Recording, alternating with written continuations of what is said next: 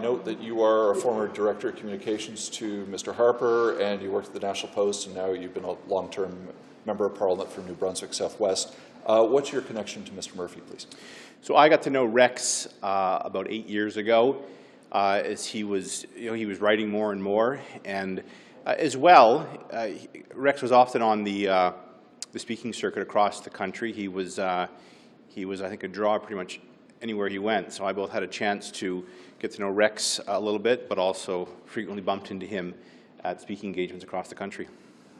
I'm wondering, as a man who was born in Newfoundland before it became Canada, and who went to be a Rhodes Scholar and then hosted many shows on VOCM, on CBC, and then the National Post, was there a secret, do you think, to Rex's connection with Canada? Or, you know, for someone who was born on the far side in Carbonear and then... Well, that's a great question, and I think it's one that it's worth pondering.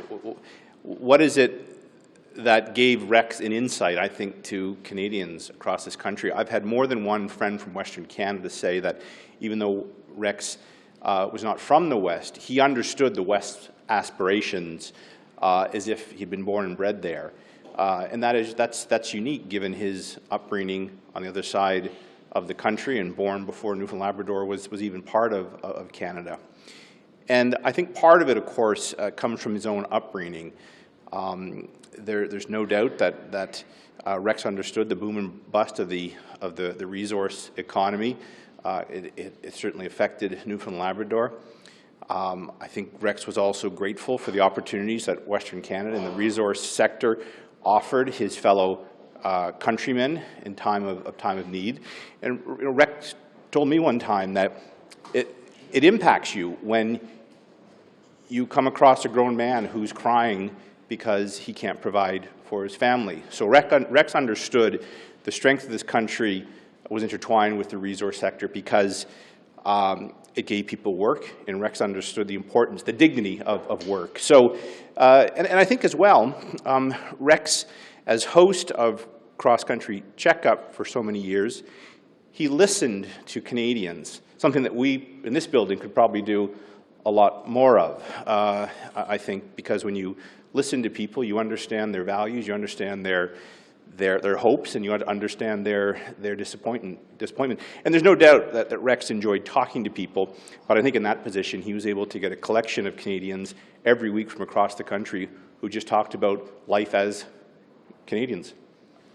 It's not on me to say, to opine on Newfoundlanders and their love of politics and their knowledge of politics, but as Mr. Murphy ran for, if I recall, the Progressive Conservatives in Newfoundland, then switched to be a provincial Liberal staffer, and then migrated perhaps to a Conservative vision near the time, the last 10 years before his passing.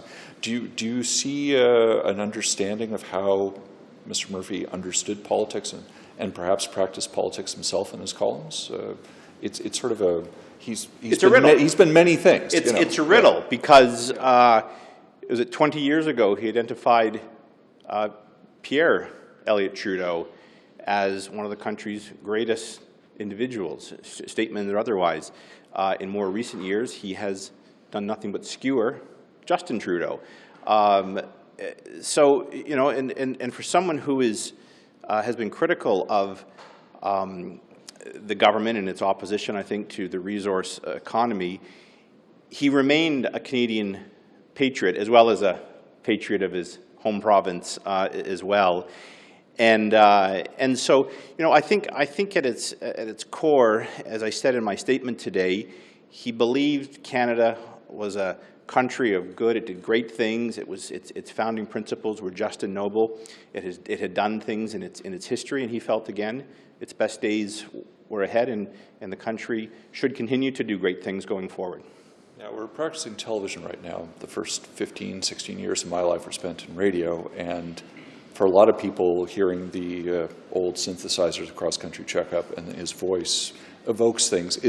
Is there a memory that when you perhaps from his time in radio, when you close your eyes and you hear the voice, it evokes something? Or I'm not trying to put words in your mouth, but it's a thing, right? I think we've all had a chance to reflect on that in the last 24 hours. Coming into Parliament today, I heard on the radio Rex's monologue about the moose in Newfoundland and Labrador, and how the moose even scared off those wimpy Vikings back in the day. I mean, the man was a storyteller.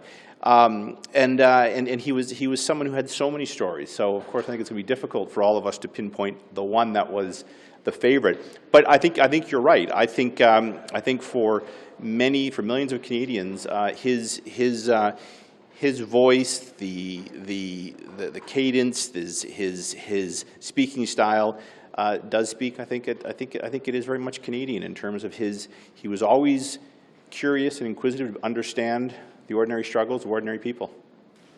I guess I'd end with the things on my mind before I ask if I missed anything. What was your reaction with you when your caucus when you heard the news? I mean, I saw it on an alert around 8 p.m. from a colleague who was quoting the National Post. So yeah, what did you think? To be honest, I had a very busy day yesterday in public accounts, and then I got out of here. I actually didn't even hear of it until late last night. So this is sometimes how the news cycle works here. When we finally get out of here, we just put our phones aside if we're lucky, and pray the whip's office doesn't call us. So having said that, I know that my leader Pierre Poilievre was eager for a statement. He vowed to make one Monday. Of course, Parliament's not sitting Monday. I'm surprised actually Pierre's not pushing to have Parliament open so he can make that statement. So I was pleased to step in today and make a statement on behalf of my caucus members, and I think it was well received on both sides of the House today. Is there anything I've missed? I've tried to cover a bunch of subjects there, but No, I think he was a great Canadian, and I think he's going to be. I think Rex is going to be missed. I think he touched an awful lot of Canadians. He always fought for working Canadians, but in particular those who were going through a rough time. What we might call the respectable working poor, that Canadian who gets up every day, goes out, does the job, and comes in at the end of the day and says, job well done. He never lost sight of their importance to this whole magnificent country. And I think you could see that both in his speeches and in his writings. Thank you for your time. Good to see you. Rex had a way of making us think about the issues that were happening across our country in a way that was deeply thoughtful, but also was lighthearted and made you laugh. And his voice is going to be deeply missed in Canada. He was really part of the fabric of the culture of this country, and not being able to hear his take on the events of the day is something I think we're all going to miss. Thank you so much. You bet. Good morning, Minister Duclos. Any thoughts on Rex Murphy's passing? What was his contribution to Canada? Well, it's a very significant contribution. We'll certainly remember his life and his contribution to Canada, and build on the basis of that memory. What did you think of his opinions on this? Well, we live in a free country where opinions are not only important but need to be voiced. And I think it's a sign that our democracy, our freedom of speech are strong in Canada, and we look forward to building on that.